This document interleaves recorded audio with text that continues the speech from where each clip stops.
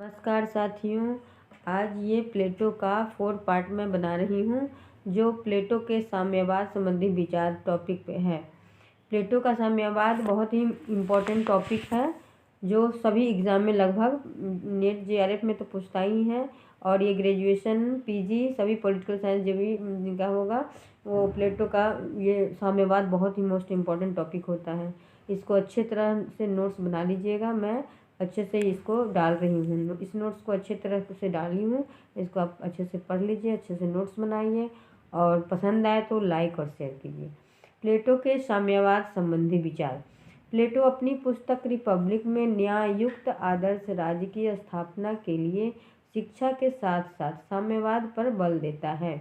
प्लेटो का कहना है कि शिक्षा द्वारा उत्पन्न सद्गुण विपरीत वातावरण में नष्ट हो सकते हैं, अतः अभिभावक वर्ग में सद्गुणों को बनाए रखने के लिए उचित वातावरण निर्माण हेतु साम्यवाद की भी आवश्यकता है। प्लेटो का कहना है, शिक्षा द्वारा उत्पन्न सद्गुण विपरीत वातावरण में नष्ट हो सकते हैं, अतः शिक्षा के सद्गुणों को बनाए रखने के लिए साम्यवाद आवश्यक है। प्लेटो शासकों और सैनिकों के लिए सामूहिक रूप से राज्य के अभिभावक शब्द का इस्तेमाल करता है। प्लेटो अभिभावक के लिए 2 प्रकार के साम्यवाद की व्यवस्था करता है, संपत्ति का साम्यवाद और परिवार का साम्यवाद।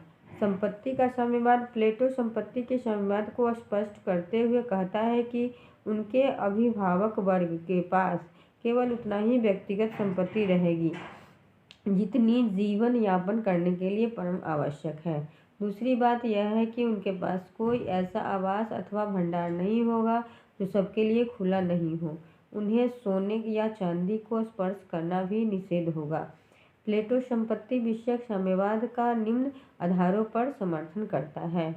प्लेटो के अनुसार संपत्ति व्यक्ति में भोग की प्रवृत्ति को बढ़ावा देती है और व्यक्ति की आत्मा पर प्रतिकूल प्रभाव डालती है। संपत्ति व्यक्ति को स्वार्थी बनाती है, जिससे उसका विवेक व साहस कुंठित हो जाता है।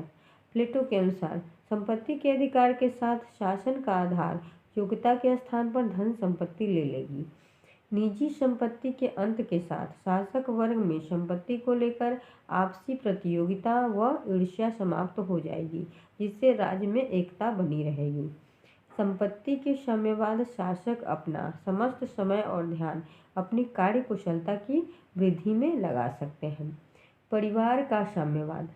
परिवार का साम्यवाद प्लेटो के द्वारा। प्लेटो का मत है कि परिवार का मोह धन के मोह से अधिक प्रबल होता है और मनुष्य इसके लिए अनेक प्रकार के अनुचित और अनैतिक कार्य करने के लिए भी तैयार हो जाता है। परिवार के उन्मूलन के पक्ष में प्लेटो का एक तर्क और है, वह है नारी जाति की विमुक्ति। प्लेटो के समय यूनान में नारी जाति तथा अत्यंत शोचनीय थी। प्लेटो के समय यूनान में नारी जाति की दशा अत्यंत ही शोचनीय थी। वे घर की 4 दीवारी तक ही सीमित थी। प्लेटो की मान्यता थी कि नारी जाति के उत्थान के लिए उनका कार्य क्षेत्र अधिक व्यापक और विस्तृत होना चाहिए। यह तभी संभव है जब परिवार अथवा विवाह व्यवस्था को ही समाप्त कर दिया जाए।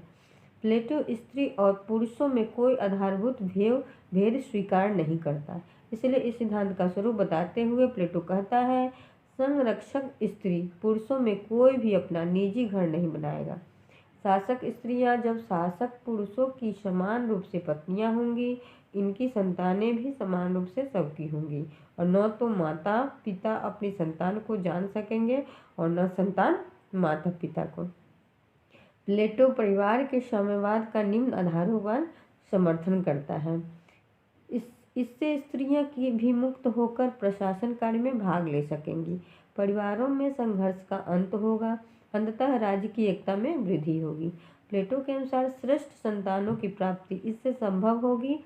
अभिभावक जनसंख्या संतुलन का कार्य कर सकेंगे। अभिभावक पारिवारिक कार्यों में से स्वतंत्र होकर राज्य के लिए कार्य कर सकेंगे, अतः इससे अभिभावक वर्ग की कार्य क्षमता में वृद्धि होगी। इस प्रकार स्पष्ट है कि प्लेटो साम्यवाद का विस्तार पूर्वक विवेचन करता है। इसी कारण मैक्सी जैसे विचारक प्लेटो को प्रथम आधुनिक साम्यवादी कहते हैं। प्लेटो के साम्यवाद की आलोचना उनके शिष्य अरस्तु द्वारा की गई है। प्लेटो के साम्यवाद की आलोचना अरस्तु द्वारा जो की गई है वो निम्नलिखित है। प्लेटो की संपत्ति विषयक साम्यवाद की योजना समाज में संघर्ष और फूट की प्रवृत्ति को बढ़ाने वाली है। प्लेटो का साम्यवाद विविधतापूर्ण नहीं है और बिना विविधता के बौद्धिकता का विकास नहीं हो सकता। प्लेटो ने संपत्ति के गुणों की अवहेलना की है, जबकि अरस्तु संपत्ति को एक गुण और एक प्रेरणा शक्ति मानते हैं। प्लेटो की संपत्ति संबंधी साम्यवाद ऐतिहासिक आधार पर भी दोषपूर्ण है, क्योंकि समाज ने इसे स्वीकार नहीं किया। इससे उत्पन्न और वितरण में एक समानुपात नहीं रहता। प्लेटो का संपत्ति का साम्यवाद अव्यावहारिक है। व्यक्तित्व और परिवार को कुचलकर एकता की व्यवस्था के प्रयत्नों को उचित नहीं कहा जा सकता।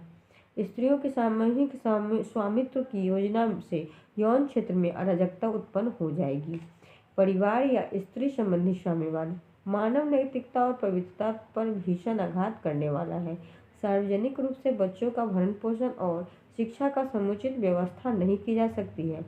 राज्यों को वर्गों में विभक्त कर प्लेटो स्वयं ही उसका एकता को अस्त व्यस्त करता है।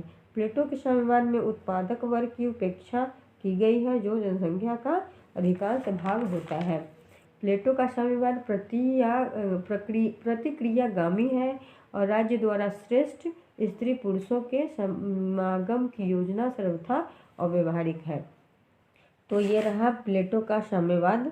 ये आगे मैं और भी टॉपिक, प्लेटो के टॉपिक पर बहुत सारा टॉपिक बन रहा है। ये बहुत ही लंबा टॉपिक है, इसके लिए मैं और भी आगे वीडियो बनाती रहूँगी। नमस्कार।